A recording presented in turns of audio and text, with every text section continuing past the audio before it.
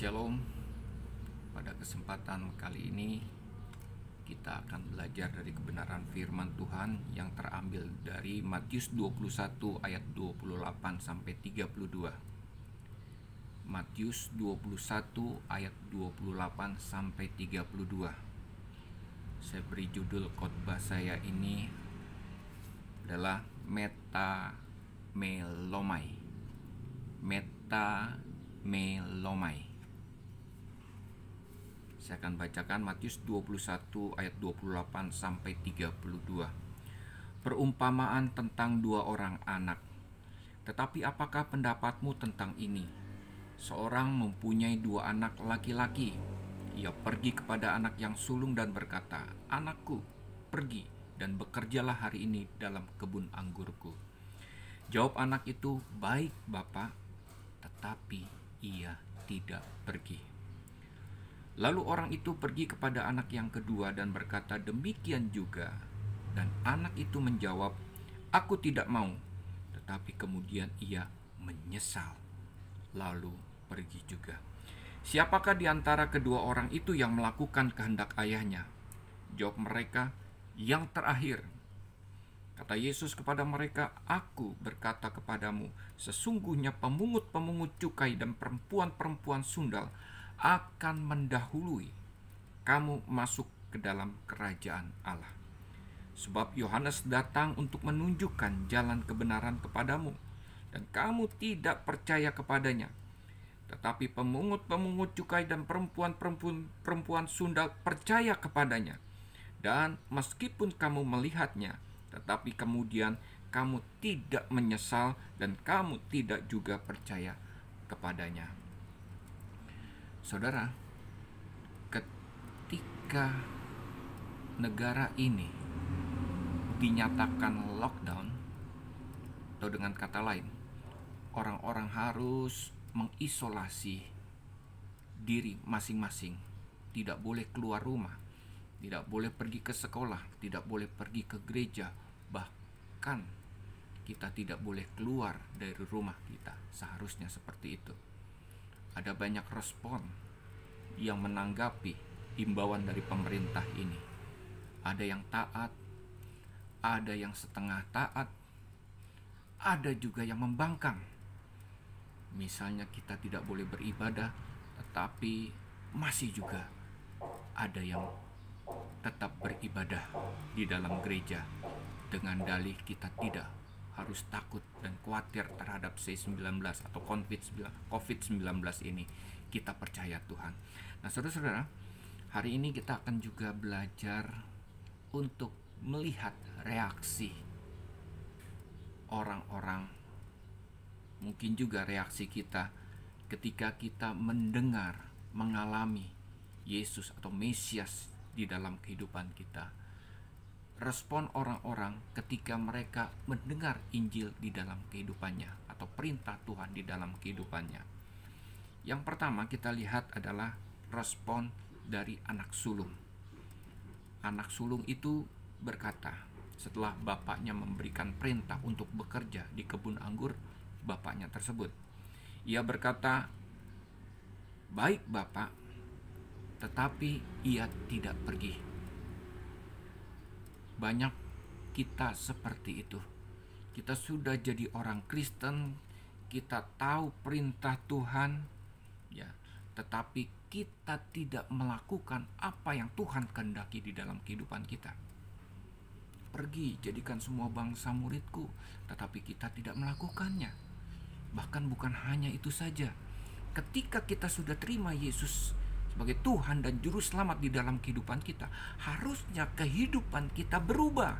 Kita meninggalkan masa lalu kita. Kita meninggalkan ikatan-ikatan dosa kita. Tetapi apa yang terjadi?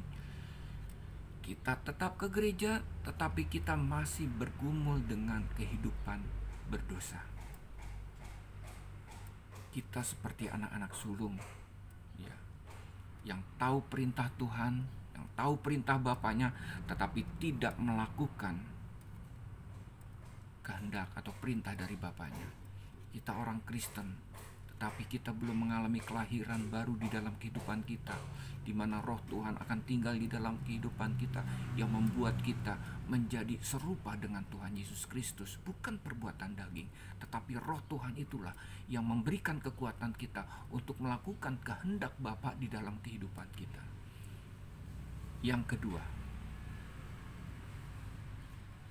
ayat 30, kita melihat anak yang kedua. Mungkin ini anak yang bungsu, tadi anak yang sulung. Anak itu berkata, "Aku tidak mau," tetapi kemudian menyesal. Perhatikan sekali lagi, tetapi kemudian ia menyesal, lalu pergi juga. Ya.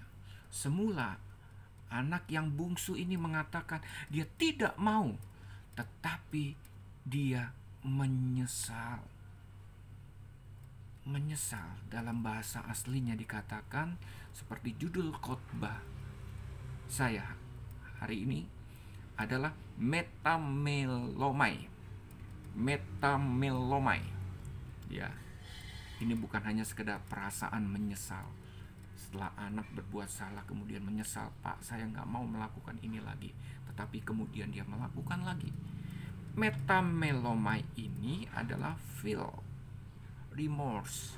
Jadi ada perasaan menyesal dengan meminta belas kasihan. Ya, ada perasaan belas kasihan. Ya, karena dia sudah salah pilih. Ya.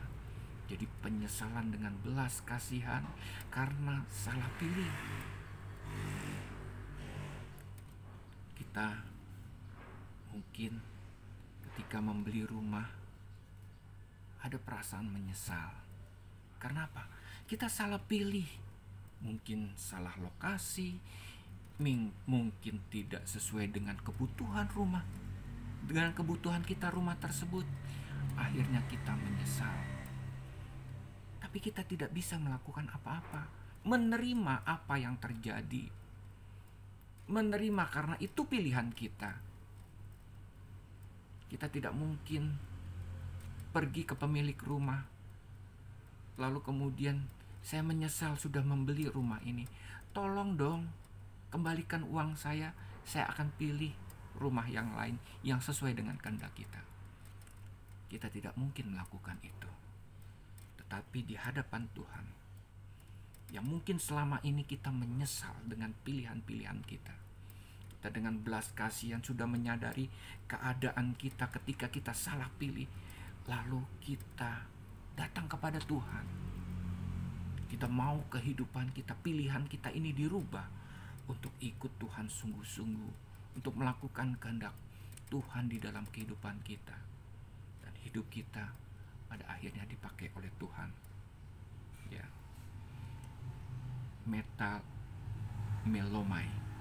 Ya, perasaan menyesal dengan minta balas kasihan oleh karena kita salah pilih. Anak yang bungsu ini melakukan itu, metamelomai. Pada akhirnya dia melakukan apa yang dikehendaki Bapa di dalam kehidupannya. Yang ketiga, kita melihat tokoh kamu.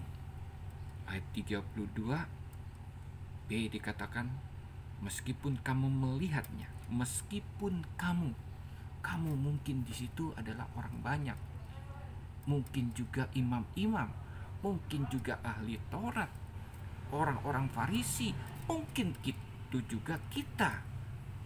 Ya.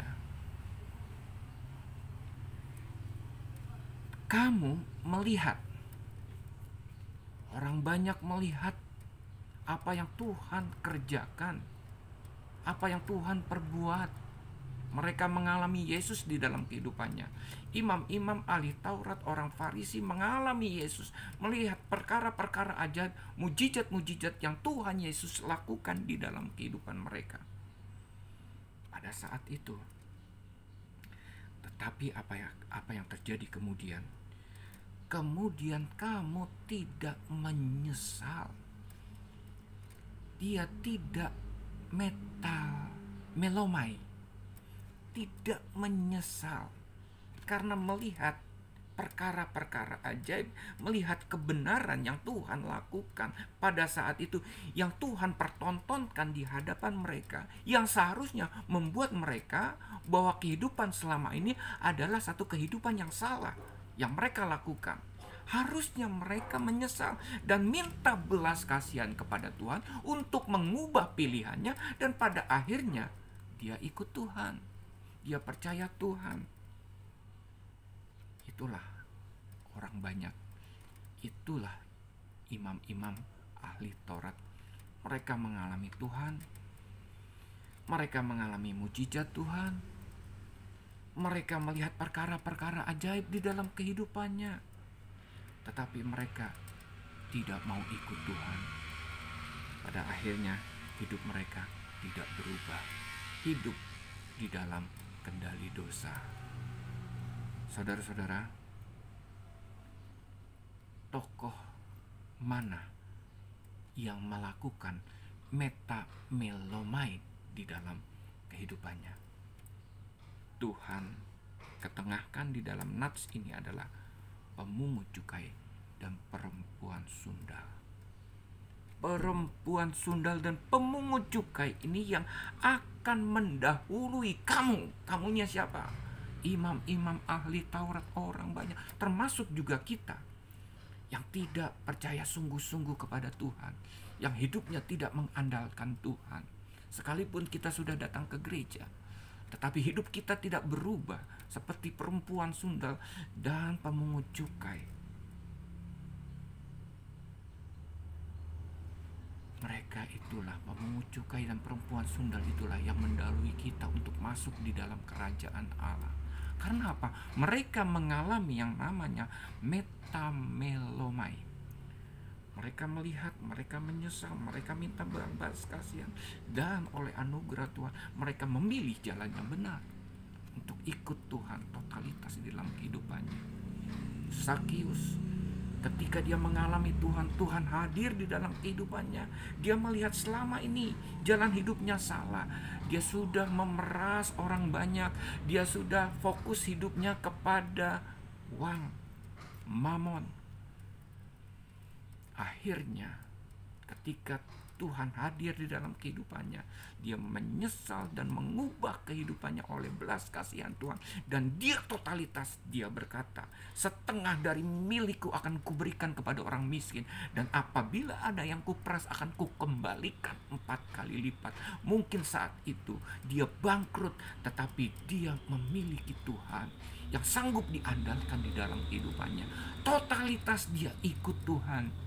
Inilah yang dikehendaki Tuhan di dalam kita mengalami metamelomai di dalam kehidupan kita. Perempuan sundal, kita teringat dengan perempuan yang mengurapi Yesus dengan minyak urapan yang mahal harganya, mungkin setara dengan 1 tahun upah buruh saat itu. Orang banyak mengatakan, buat apa kamu melakukan itu? Itu pemborosan. Tetapi perempuan itu melakukan itu. Itu adalah ungkapan syukur dia. Karena apa? Dia mengalami Tuhan di dalam kehidupannya. Dia melihat orang berdosa, dirinya yang bergulimpangan dengan dosa. Pada akhirnya Tuhan mau terima dia sebagai anaknya. Lalu dengan totalitas dia urapi Yesus dengan minyak urapan yang harganya mahal. Bukan itu saja, mungkin dia ikut Tuhan Yesus sungguh-sungguh. Bapak Ibu, perempuan sundal dan pemungut cukai mungkin mendahului kita untuk masuk dalam kerajaan Allah. Sekalipun kita sudah jadi orang Kristen, tapi hidup kita tidak berubah. Hidup kita belum mengalami kelahiran baru. Roh Tuhan tidak ada di dalam kehidupan kita. Hidup kita tidak menjadi serupa dengan Tuhan Yesus Kristus. Masih dikuasai oleh dosa. kita tidak totalitas untuk ikut Tuhan. Bapak, Ibu, saudara-saudara, mari kita sungguh-sungguh percaya Tuhan dan hidup mengandalkan Tuhan. Apabila ada bencana, apabila ada kesulitan, ada penderitaan di dalam kehidupan kita, mungkin ada perasaan khawatir, takut. Tetapi ketakutan dan kekhawatiran itu tidak melanda kehidupan kita. Karena apa? Karena kita percaya sungguh-sungguh bahwa Tuhan itu sanggup diandalkan di dalam kehidupan kita. Karena sebelumnya kita mengalami metamelomai, kita sadar bahwa tanpa Tuhan kita tidak bisa hidup. Akhirnya kita memilih Tuhan totalitas untuk ikut Tuhan sungguh-sungguh, mengasihi Dia dengan segenap hati, jiwa, dan kekuatan. Tuhan memberkati. Shalom.